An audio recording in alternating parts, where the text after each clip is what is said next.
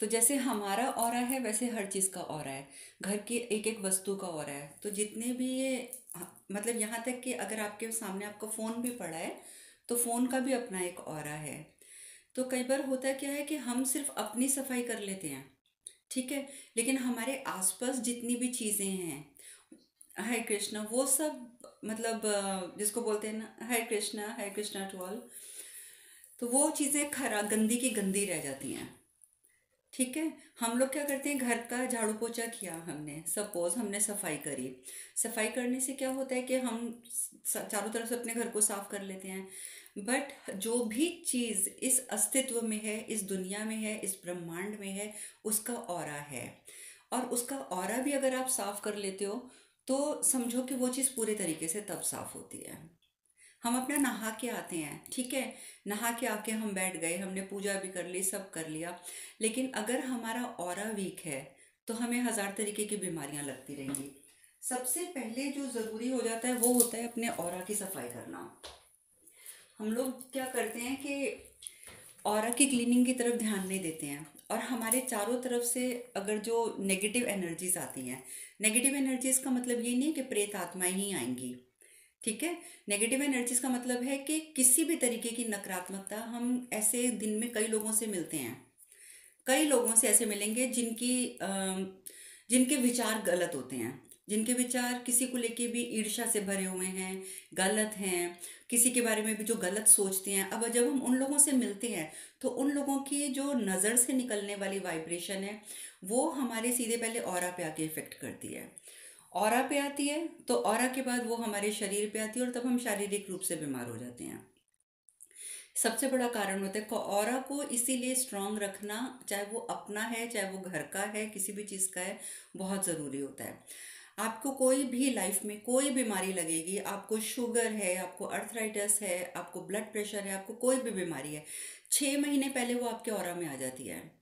तो अगर तो आप केयरफुल हो, अपने ऑरा की रोज सफाई कर रहे हो, तो वो फिर बॉडी के अंदर घुस ही नहीं पाती, वो फिर ऑरा से ही बाहर निकल जाती है। तो आपका जो शरीर है वो स्वस्थ रह जाता है। लेकिन अगर वो बीमारी 6 महीने आपके ऑरा में बैठी रही और आपने उसकी तरफ ध्यान नहीं दिया तो वो डेफिनेटली आपके शरीर में आएगी और आपके लिए समस्या खड़ी करेगी करेगी। तो हम जो कहते हैं ना कि ऑरा लॉक करके रखो, ऑरा को रोज क्लीन करो, तो वो सब चीज़ें इसीलिए ज़रूरी होती हैं। आपने वीडियो देखी होगी मेरी ऑरा लॉक करने की, तो इसीलिए मैं सबको बोलती हूँ कि ऑरा लॉक करके रखो अपना। ऑरा लॉक करने का क्या अर्थ होता है कि आपने सुबह कर लिया अपना ऑरा लॉक, जैसे आपने सुबह पूजा करी, नहाए, नहाते समय आप कर सकते हैं। नहाते समय जैसे मैंने बोला हुआ है कि महामृत्युंजय का जाप करना है ज़रूर, और उसका पानी लास्ट में अपने ऊपर डालना है और उसी से ही अपने ऑरा को लॉक कर लेना है। तो और उसके बाद लेकिन उसको कमांड ज़रूर देनी है अपने ऑरा को कि रात को, मतलब मेरा ऑरा अभी मैं लॉक कर रही हूँ, रात को वह स्वयं खुल जाए, ये कमांड ज़रूर देनी है, ताकि रात को जब आप अपने घर में बैठे हैं, आप सोने लगे हैं, तो आपका ऑरा जो है वो अनलॉक हो जाए। ऑरा लॉक करने का जो सबसे आसान तरीका हम लोग, मतलब हिंदू धर्म में जो मानते हैं, वो हम लोग ऐसा मानते हैं कि जब हम नहाने गए, हमने नहा लिया, पूरा नहाने के बाद लास्ट में आप एक मग में पानी ले लीजिए। अगर आप शॉवर से भी नहा रहे हैं या टब में भी नहा रहे हैं तो लास्ट में आप एक मग में पानी ले लें। और बेशक उस टाइम पे, जैसे अब सर्दियों का टाइम है, अब सर्दियों के टाइम में क्या होता है कि नहा कर गीले बदन खड़ा रहना थोड़ा मुश्किल लगता है ना, क्योंकि ठंड लगेगी। तो उस टाइम पे क्या करते हैं हम लोग, नहाते नहाते जैसे ऊपर शॉवर चल रहा है, शॉवर से पानी आ रहा है, आप उसी समय एक मग में पानी ले लें और 11 बार महामृत्युंजय का जाप करें, ठीक है। उसके बाद आप शॉवर बंद कर दें और वो जो लास्ट मग है पानी का, वो आपने अपने सारे शरीर के ऊपर डाल लेना है। और आपने उस समय ये कामना करनी है कि ये भगवान शिव के महामृत्युंजय का जो मंत्र का जाप का ये जो जल है, ये मेरे ऑरा को लॉक कर रहा है, और ये मेरा ऑरा अब रात तक लॉक रहेगा, रात को स्वतः खुल जाएगा। हम लोगों की जो इंटेंशन है, चाहे वो किसी भी चीज़ को लेकर है, वो इंटेंशन बहुत मैटर करती है, बहुत ज़्यादा। अगर आपकी इंटेंशन मतलब नहीं है, आप जब सपोज आप पूजा भी कर रहे हैं, तो अगर आपने उसमें इंटेंशन नहीं डाली तो आपकी पूजा का फल आपको नहीं मिलेगा। हम कहते हैं ना, इतनी पूजा करी फल नहीं मिलता, इतनी पूजा कर ली फल नहीं मिलता। वो इसीलिए नहीं मिलता क्योंकि हम उसमें इंटेंशन नहीं डालते कि हमारी इंटेंशन क्या है इस समय पूजा करने की। तो आप कुछ भी कार्य करो तो उसमें इंटेंशन ज़रूर डालो। जैसे सपोज हम थर्ड आई पे, मैं बोल दूँ कि थर्ड आई से सांस लो, अब आप खाली थर्ड आई से सांस लेते रहो तो उसका कोई फायदा नहीं होगा। मैं क्यों बोलती हूँ कि आपने बीच में, मैं एक चीज़ बोलती हूँ, एफर्मेशन एक बोलती हूँ, हरे कृष्णा, बीच में एक एफर्मेशन बोलती हूँ कि जब हम थर्ड आई से सांस ले रहे हैं तो मैं साथ साथ ये बोलती हूँ कि आपकी मेमोरी पावर इंक्रीज होती जा रही है और आपकी थर्ड आई खुलती जा रही है। तो हम इंटेंशन डालेंगे कि हम अगर थर्ड आई से सांस ले रहे हैं तो सांस क्यों ले रहे हैं, ताकि हमारी मेमोरी पावर बढ़ जाए, हमारी थर्ड आई खुल जाए और हमारा कंसंट्रेशन लेवल बढ़ जाए। हम जो जो चीज़ें चाहते हैं वो चीज़ों की इंटेंशन डालकर आप कार्य करोगे, तभी उस कार्य को करने का फ़ायदा है, नहीं तो वो कार्य करने का इतना फ़ायदा आपको नहीं मिलेगा। ठीक है, तो इंटेंशन जो है वो हमारी हर एक चीज़ में बहुत इंपॉर्टेंट है, बहुत इंपॉर्टेंट। हरे कृष्णा कानन जी।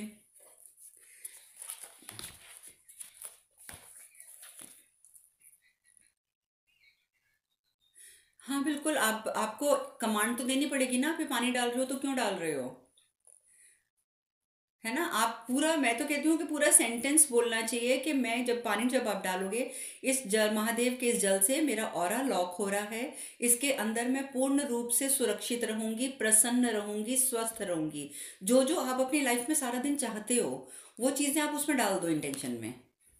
इंटेंशन का मतलब ये नहीं है कि, सॉरी, सॉरी बेटा, पूजा के, हाँ, पूजा के टाइम पे आपकी इंटेंशन सिर्फ इतनी होनी चाहिए कि हे प्रभु, मैं जो ये पूजा कर रही हूँ, ये जो मैं जाप कर रही हूँ, ये मैं अपना और आपका एक रिश्ता बनाने के लिए कर रही हूँ और मैं आपको पूर्ण रूप से समर्पित करने के लिए कर रही हूँ। देखो, आपने एक छोटी सी कथा सुनी होगी कि एक राजा होता है, वो सुबह सुबह अनाउंसमेंट करवा देता है कि सुबह सुबह मेरे पास आकर मुझसे कोई भी कुछ मांगेगा ना तो मैं उसको दान में दूंगा। तो सुबह उसके महल के बाहर लाइन लग जाती है, कोई आके उससे कुछ मांग रहा है, कोई कुछ मांग रहा है, और राजा भी सबको खुल के दान देता है। लास्ट में एक जो बुढ़िया सी आती है, वो कहती है, वो कहती है कि वो क्या, मतलब उसके जो सैनिक होते हैं वो बोलते हैं मंत्री वगैरह कि तुम्हें क्या चाहिए, क्या चाहिए। कहती है मुझे राजा चाहिए। तो वो कहते हैं कि इतना सब कुछ तुम्हें मिल रहा है तो तुम वो क्यों नहीं ले रही हो, तुम राजा लेके क्या करोगी। तो उसने बोला जो कुछ मिल रहा है वो तो राजा का है ना, और अगर राजा ही मुझे मिल गया तो सारा सामान तो ऑटोमेटिकली मेरा हो गया।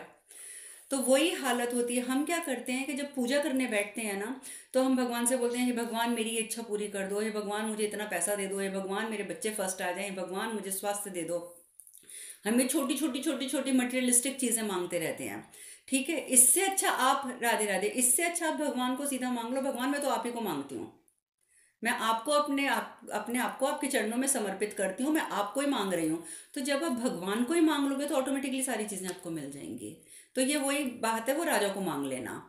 तो इसलिए इंटेंशन ये डालनी चाहिए कि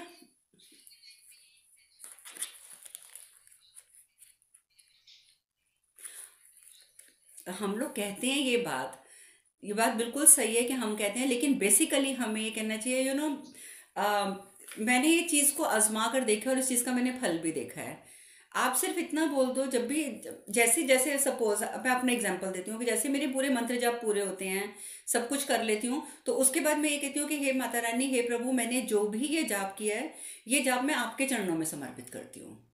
मतलब मुझे इसका कोई फल नहीं चाहिए, ये जो भी, जितना भी मैंने जाप किया है, जो मैंने पाठ किया है, जो भी किया है, ये आपके चरणों में समर्पित है। जब हमने उनके चरणों में सब कुछ डाल दिया तो उन्हें भी लगेगा कि जब ये सब कुछ मुझे ही दे रही है इतना करके, तो फिर मुझे भी तो कुछ करना है ना। हैं तो हमारे माता पिता ही वो तो है ही है। Hello Arjun, how are you, how are you baby. Good good, very good बेटा। आज छोटा सा बेबी बैठा हुआ है, कोई नहीं। हरे कृष्णा, हरे कृष्णा,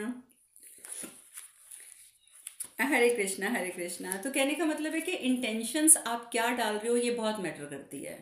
तो इसलिए इंटेंशन ऐसी डालो, सोच समझ के डालो कि उसका जब आपको, मतलब रिवर्ट बैक मिले, उसका जब फल मिले आपको, तो वो परफेक्ट हो, उसमें कहीं कोई कमी ना रहे। तो आपको जब मांगना है भगवान से, छोटी छोटी चीज़ें मांगने से बेटर है आप भगवान को ही मांग लो। और आप बिलीव करो, वो तो है ही है,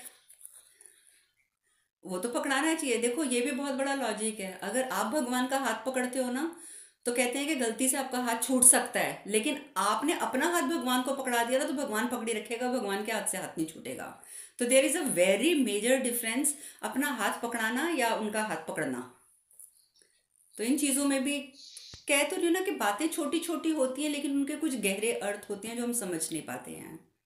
और आप भगवान को समर्पित होके देखो, आपको रिजल्ट तुरंत मिलना शुरू हो जाएगा।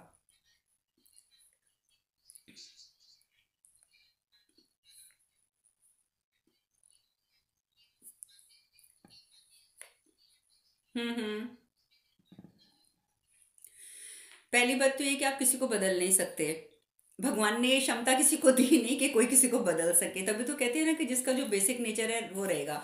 लेकिन एक पुरानी कहावत भी है कि खरबूजे को देख के खरबूजा रंग बदलता है ना। तो आप अपना करते रहोगे करते रहोगे करते रहोगे, तो एक ना एक दिन उस बंदे को एक्सेप्ट करना पड़ेगा, नो शी इज राइट। और उससे भी बड़ी बात है कि अगर हम लोग चाहते हैं कि ये सामने वाला बंदा भी हमारी तरीके से सोचे, तो हम उसके लिए भी सिर्फ इंटेंशन ही क्रिएट करते हैं। मैं आपको उसके लिए छोटा सा एक उपाय बता देती हूँ, बहुत इजी है वो।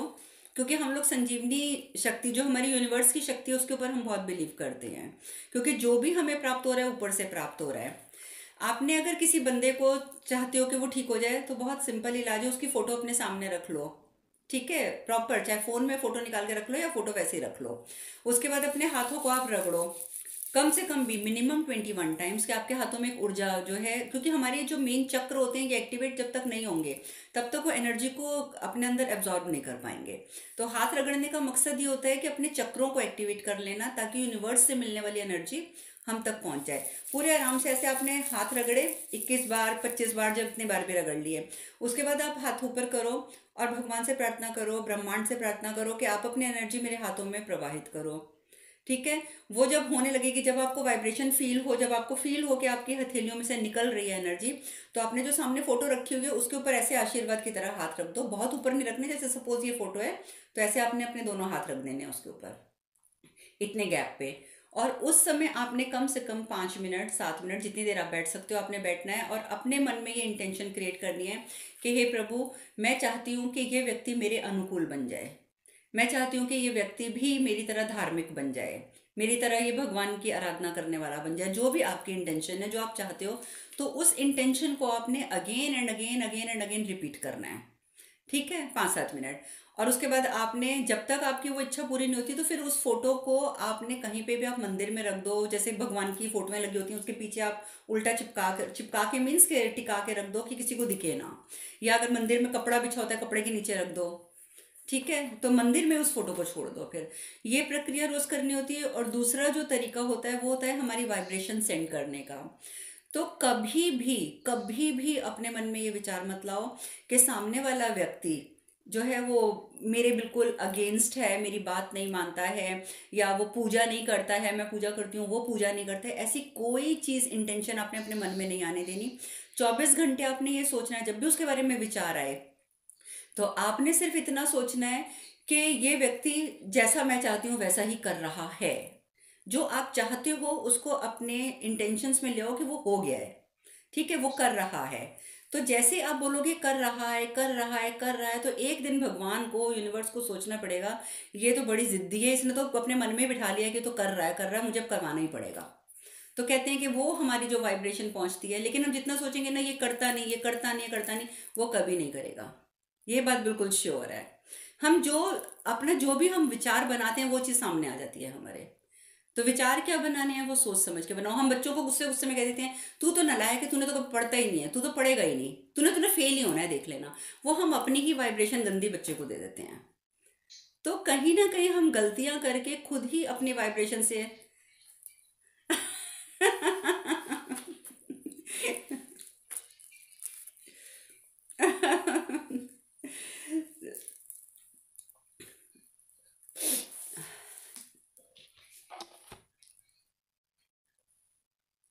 नहीं, वो तो नहीं रख सकते हो, तो वो तो फिर प्रॉब्लम है ना। वो मैंने इसलिए बोला है क्योंकि जैसे आजकल लॉकडाउन वगैरह नहीं चल रही, जब खुल जाएगा लॉकडाउन, जब आपकी फोटोग्राफ्स बनने लगेंगी तो बना के रख लेना। अभी तो नहीं बन सकता है ना, अभी इस समय तो प्रैक्टिकली पॉसिबल ही नहीं है, पर उसके बाद उसको मंदिर में रख देते हैं। और इसके अलावा जैसे ही आप रात को सोने लगो, जब आपको लगे ऑल वर्क इज डन, अब आपने फोन भी नहीं देखना, अब आपने किसी से बात भी नहीं करनी है, you are completely about to sleep, उस टाइम पे 11 बार अपनी इंटेंशन, लेकिन एक बात का ध्यान रखना है, इंटेंशन का जो सेंटेंस होगा वो आपको एक ही रखना है।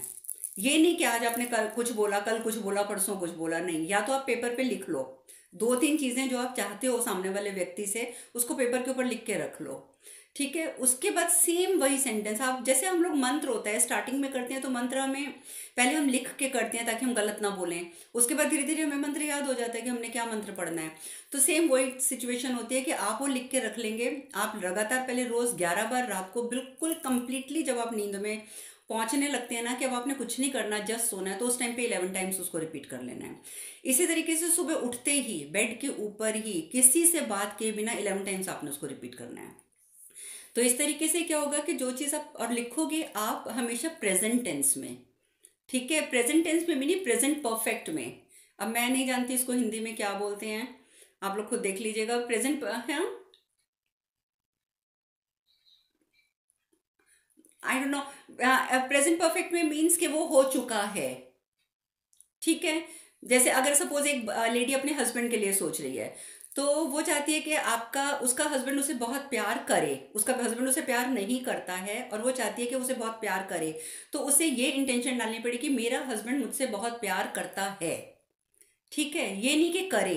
करे मीन्स कि दैट मीन्स वो काम नहीं हो रहा अभी। हमने वो चीज़ विचार में ही नहीं लाने के, काम नहीं हो रहा है, हमने लाना है कि वो काम हो चुका है। तो जो आप वाइब्रेशन क्रिएट करोगे वो चीज़ एक्चुअल में घटनी शुरू हो जाएगी। ये चीज़ें बहुत पावरफुल होती हैं। सॉरी।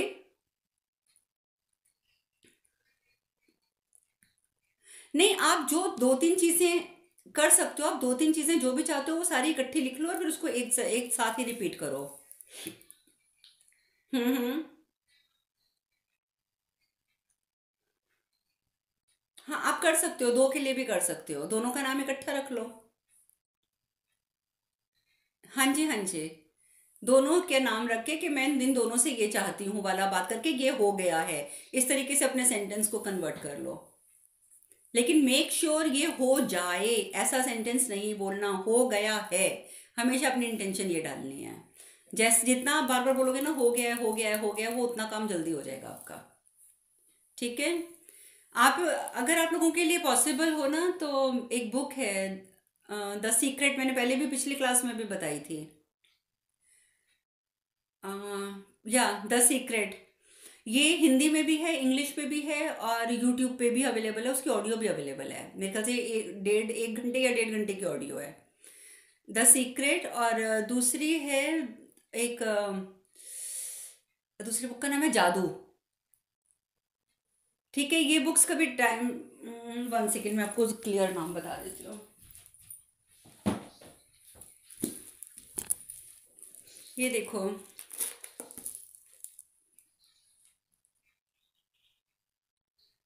ठीक है, एक तो ये बुक है द सीक्रेट और एक ये है जादू। हाँ, ये रॉन बर्नबाउम की है। ठीक है। हाँ, तो ये दो बुक्स आपको ऑनलाइन भी मिल जाएंगी, बहुत इजीली अवेलेबल है। मतलब इसका इसका नाम रोंडा बर्न। हाँ, ये इसलिए मैं कह रही हूँ ना कि मैंने देखी है कुछ दिन पहले, यूट्यूब पे है ये बुक्स, दोनों बुक्स हैं। सीक्रेट तो कंफर्म है। सीक्रेट आपको मेरे ख्याल से इसका हिंदी में नाम रहस्य नाम से मिल जाएगी।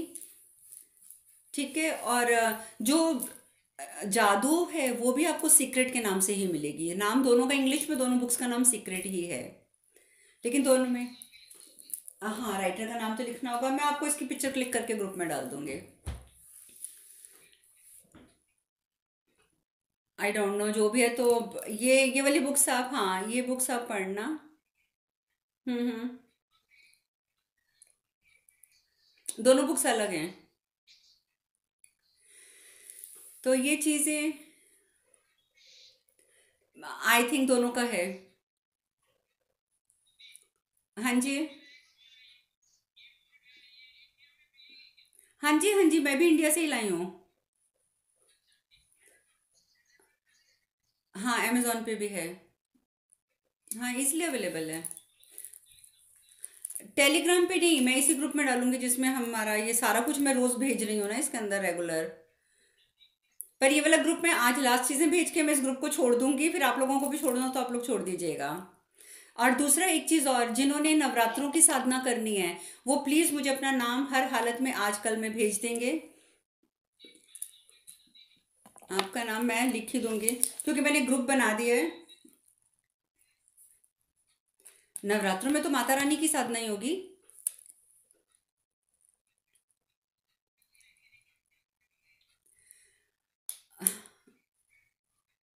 नहीं, साधना के लिए आपको 1 सेकेंड 1 सेकेंड, साधना के लिए आपको ऑनलाइन आने की ज़रूरत नहीं है। ठीक है। मैं उसमें आपको पहले ही बता दूंगी कि क्या क्या करना है, कैसे करना है, कितना करना है। ग्रुप के अंदर डाल दूंगी सारी डिटेल्स, सारे मंत्र डाल दूंगी, सब कुछ डाल दूंगी, सारा प्रोसेस डाल दूंगी। मैं इसीलिए ग्रुप बना रही हूँ कि उसमें मैं सारा कुछ डाल दूंगी। मैं उसमें यह है कि आपने सिर्फ उसको ग्रुप में आपने देखना है कि क्या है क्या नहीं है। फॉलो आपने खुद करना है। नवरात्रों से आप खुद करेंगे, आप ऑनलाइन नहीं आएंगे। और नवरात्रों में वैसे भी आपको पता है कि मैं भी फालतू फ़ोन पे बात नहीं करती हूँ और किसी की भी कॉल नहीं लेती, कुछ नहीं। तो नवरात्रों में आपने भी किसी के साथ इंटरेक्शन फालतू नहीं रखनी है। जितना आप ग्रुप में पढ़ेंगे बस उतना आपको अपने घर में फॉलो करना है। ठीक है। नहीं, रोज के रोज नहीं डालूंगी, मैं एक ही बार सारी चीजें डाल दूंगी। हाँ, अगर किसी का कोई क्वेश्चन होगा तो वो क्वेश्चन भी वो ग्रुप में नहीं डालेगा, मुझे पर्सनली भेज देंगे ताकि सब डिस्टर्ब ना हो। अगर मुझे लगेगा कि उसका आंसर सबके लिए जरूरी है जानना तो मैं उसका आंसर ग्रुप में डाल दूंगी। ठीक है। देव जी, मुझे प्राइस का तो अब याद नहीं, मुझे भी इसको लिए हुए 3-4 साल हो गए हैं।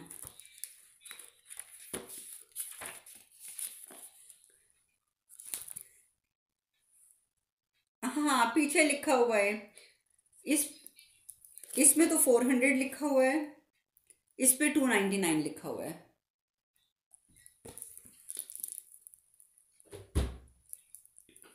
तो ये सारी चीज़ें जो हैं, एक तो ये जो मैंने प्रोसेस बताया आपको, और ये प्रोसेस आप किसी इंसान के लिए भी कर सकते हैं जो मैंने आज बताए हैं। और ये चीज़ें अगर जैसे आप सपोजली कुछ भी चाहते हैं अपनी लाइफ में, किसी भी लाइफ में सक्सेस चाहते हैं, आप प्रॉस्पेरिटी चाहते हैं, तो आप हर एक चीज़ को अट्रैक्ट करने के लिए आपको प्रोसेस यही अपनाना है कि रात को और सुबह early in the morning and एकदम रात को सोते समय आपने उस इंटेंशंस को रिपीट करना है।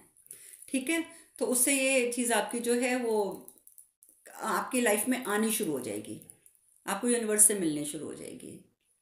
ठीक। तो इस चीज़ को अपनाना, इसका फ़ायदा होगा। हम्म। हाँ जी।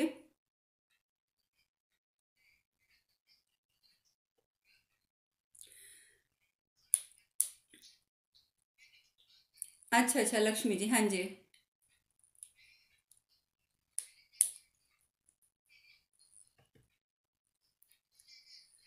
हम्म। हम्म।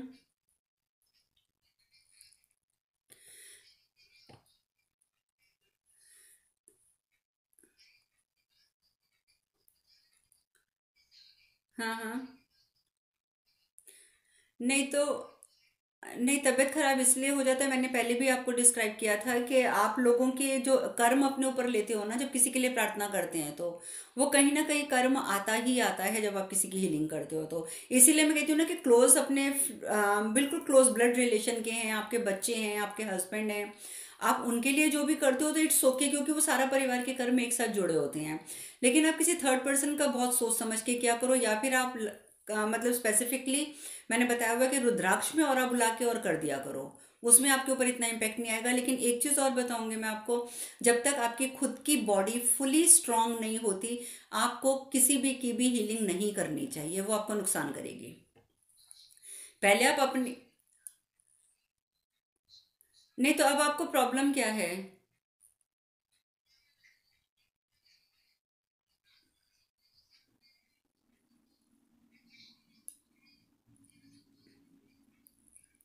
तो वो तो फिर फीवर की वजह से हो रहा है ना लक्ष्मी जी, वो तो आप फिर डॉक्टर से आपको।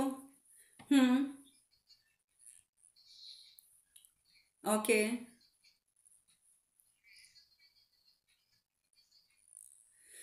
नहीं तो फिर, हाँ, अगर देखो पॉसिबल है ना तो आप, अब मैं क्या करूँ, इतनी दूर से मैं तो आपका बोल नहीं सकती कि चलिए मैं आपको उतारा कर देती हूँ, क्योंकि मतलब डिस्टेंस इतना ज़्यादा है कि वो चीज़ इफेक्टिव नहीं होती है। अगर आपके आसपास कोई पंडित जी या कुछ हैं तो जो मतलब इस तरीके का उतारा कर सकते हैं, सात्विक उतारा, तो आप एक बार वो करवा लीजिए। और अगर नहीं है हाँ, मंदिर में जाके, और अगर नहीं है कोई तो फिर आप लगातार थोड़े दिन तक वही अगरबत्ती जो सर के ऊपर से घुमाने वाला मैंने बताया है वो कीजिए, उससे आपको फर्क पड़ जाएगा। हाँ, बाहर, उसको बाहर ही जलाना है, उसका धुआं घर में नहीं लाना बाद में, अपने ऊपर से उतारने के बाद। ठीक है। नहीं नहीं, आप थोड़ा सा करो, फर्क पड़ जाएगा। और लौंग और कपूर वाला जो उपाय बताया वो करो रोज। सर के नीचे रख के सो, तकिए के नीचे, और सुबह उसको जला दो।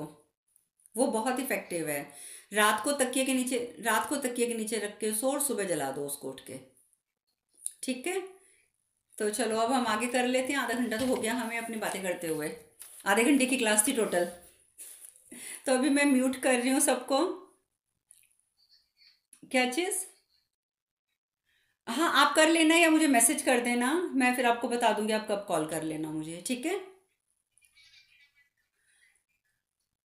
हाँ, मैंने आपको बताया ना कि आप अभी कर नहीं सकते हैं, अभी बहुत लंबा प्रोसेस हो जाएगा। इससे अच्छा एक बार नवरात्रे शुरू होने दें। आप अपने लिए टाइम फिक्स कर लीजिएगा कि आपको अपने लिए 1 घंटा निकालना ही निकालना है। मैं कोशिश करूंगी कि 1 घंटे से ज़्यादा का टाइम आप काम आपको ना दूं। ठीक है, तो 1 घंटे में आप अपने सारे मंत्र तब सिद्ध कर लेना, अभी कोई फायदा नहीं है करने का। ठीक है, अभी तो आप जो कर रहे हो वो करते रहो। हाँ, रेकी का लिंक मैं भेजना भूल गई थी आपको, वो मैं भेज दूंगी। गद्दी का मंत्र आप में से किस किस ने किया हुआ है, क्योंकि वो तो मैंने ग्रुप में करवाया हुआ है ना पहले।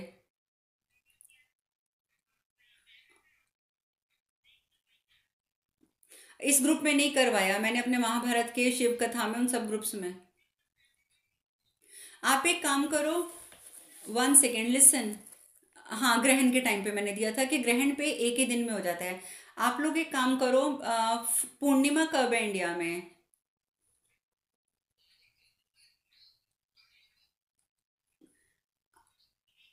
1 अक्टूबर को है शायद, जहाँ तक मुझे ध्यान है। आज कौन सी डेट है? मेरे दोनों फोन। आज 27 है।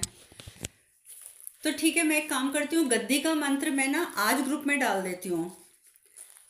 ठीक है, क्योंकि वो बहुत इंपॉर्टेंट होता है करना।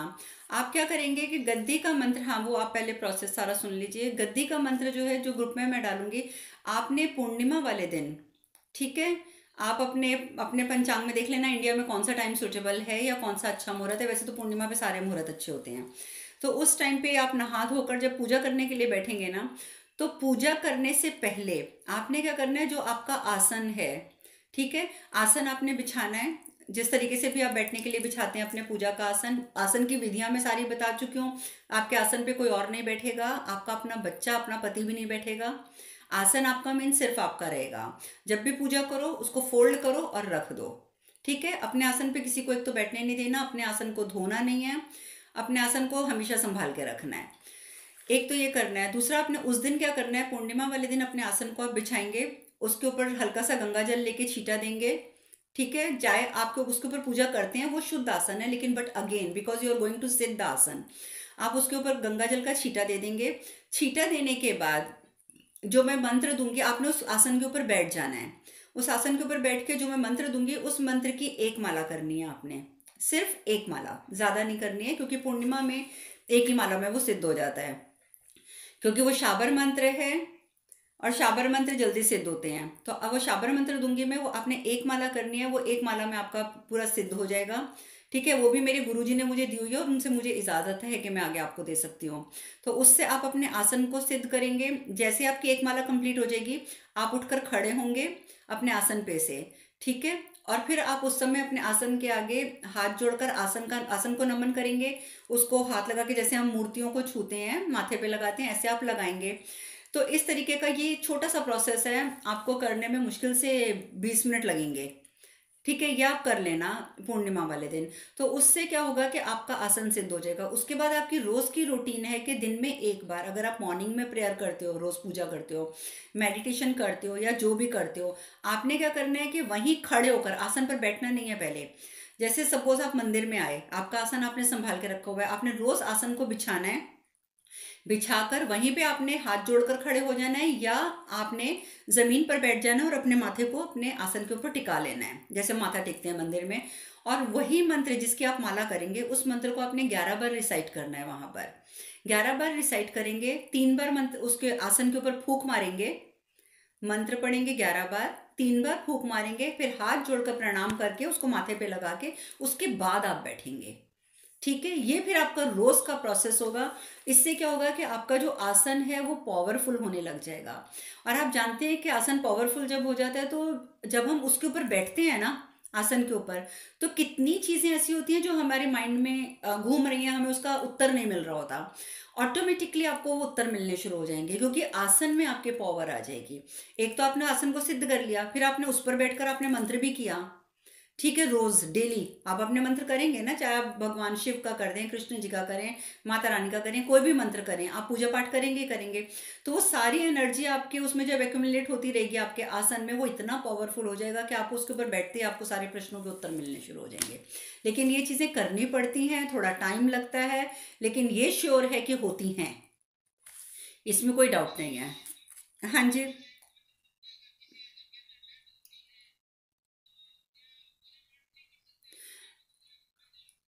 नहीं, इस 13 दिन का तो सूतक मानते हैं ना, तो हम लोगों में नहीं माना जाता।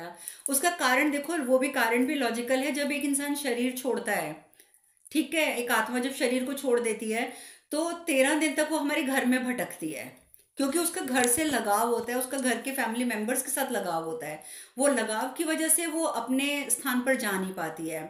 तो जितना हम पूजा पाठ, अगर उस समय सपोज हम अपने घर में दीपक भी जला रहे हैं और प्रॉपर पूजा पाठ भी करते हैं, तो वो और ज्यादा हमारी तरफ अट्रैक्ट होती है। अगर हम रोते हैं उसको याद करके, किसी की डेथ हो गई है, चाहे वो हमारा कितना ही सगा क्यों ना हो, रोते हैं तो भी वो हमारी तरफ अट्रैक्ट होती है। तो उस वजह से क्या होता है कि नुकसान हमारा नहीं, नुकसान हम जो मरी हुई या इंसान है, जो जीव है, हम उसका नुकसान कर देते हैं, क्योंकि उसकी आत्मा भटकते रह जाती है।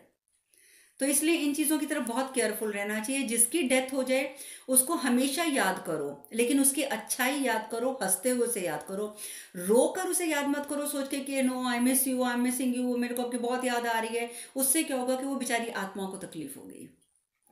क्योंकि मैंने अपनी लाइफ में ये 25-30 साल पहले गलती करी है, 25 साल पहले, इसलिए मुझे इस चीज़ का एक्सपीरियंस है। मैंने अपनी मदर के डेथ पे यही किया था। हर समय रोती रहती थी, हर समय रोती रहती थी, और मुझे इतने सालों के बाद जाके पता चला था कि उनकी आत्मा मेरे साथ चिपकी हुई है, जिस वजह से मैं बीमार भी रहती हूँ, मैं लाइफ में प्रोग्रेस नहीं कर पा रही, मैं कुछ नहीं कर पा रही हूँ। और उसमें गलती तो मेरी मदर की नहीं थी ना, गलती मेरी थी, क्योंकि मैं उनको हर समय कॉल करती थी कि नहीं मेरी मम्मी क्यों चली गई, मम्मी क्यों चली गई। तो ये चीज़ें हम लोग अपनी गलती से खुद क्रिएट कर लेते हैं। और कुछ भी कह लीजिए, चाहे वो मेरी मदर हैं, लेकिन है तो वो नेगेटिव एंटिटी, वो इस दुनिया की तो नहीं है अब। और नेगेटिव एंटिटी तो नेगेटिविटी ही आपको देगी, आपको अच्छी पॉजिटिविटी नहीं देगी। तो इसलिए मरा हुआ जो भी इंसान है, वो आपका कितना भी प्रिय क्यों नहीं है, उसकी आप कभी फोटो अपने मोबाइल वगैरह पे मत लगाइए। ठीक है, जो आपको, वैसे तो कहते हैं कि रूम में भी नहीं लगाना चाहिए, कहते तो यही है कि रूम में नहीं लगाना चाहिए। मालूम है, लोग करते हैं, लोग करते हैं। अभी अगर आप पुराने जमाने के लोग हैं, आप उनको बोलो आप अपने पूर्वजों की फोटो हटा दो, उन्हें गुस्सा चढ़ जाएगा। लेकिन बेसिकली कहा जाता है कि जो जीवात्मा शरीर त्याग चुकी है, उसका शरीर जब 5 तत्वों में विलीन हो चुका है, तो फिर हमें उसे भुला देना चाहिए। कभी याद आए भी तो उसकी अच्छी बात याद करो, ताकि उसको अगला जन्म लेने में तकलीफ ना हो। नहीं तो वो जब अगला जन्म भी लेगी, कई बार आप बिलीव करेंगे कि छोटे छोटे से बच्चे होते हैं, वो बहुत इरिटेट होते रहे हैं, हर समय रोएंगे, इरिटेट होंगे, और हमें समझ नहीं आता कि इसे कोई तकलीफ नहीं, क्यों रो रहा है। उसका कारण भी होता है क्योंकि जो उसके लगते लगाते होते हैं पिछले जन्म वाले, वो इतना उसको रो रो के याद कर रहे होते हैं कि वो बच्चा नेचुरली अगला जन्म ले चुका है, लेकिन वो खुश नहीं रह पाता बच्चा।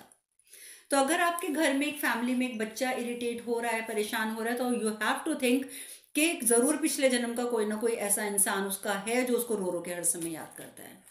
तो हम क्या करते हैं कि उस जीवात्मा को परेशान करते हैं अपनी इस हरकत से, उसको इतनी तकलीफ देते हैं कि बेचारा, उस अपनी जो आत्मा है उसकी, वो दूसरे शरीर में जाके भी शांत नहीं हो पाती है।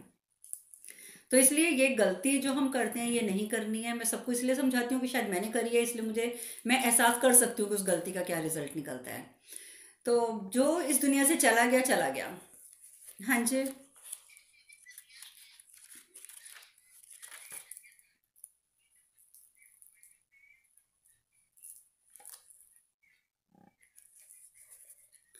उसमें कोई हर्ज नहीं है, लेकिन मेक श्योर कि वो एक, आई थिंक साउथ साइड की वॉल होती है जिसके ऊपर सिर्फ मरे हुए इंसानों की फोटो लगा सकते हैं। अगर आप घर के किसी और डायरेक्शन में लगाएंगे तो आपके घर में क्लेश रहेगा, आपस में लड़ाई झगड़े होंगे, आपका धीरे धीरे आप फाइनेंशियली डाउन जाएंगे। हम्म।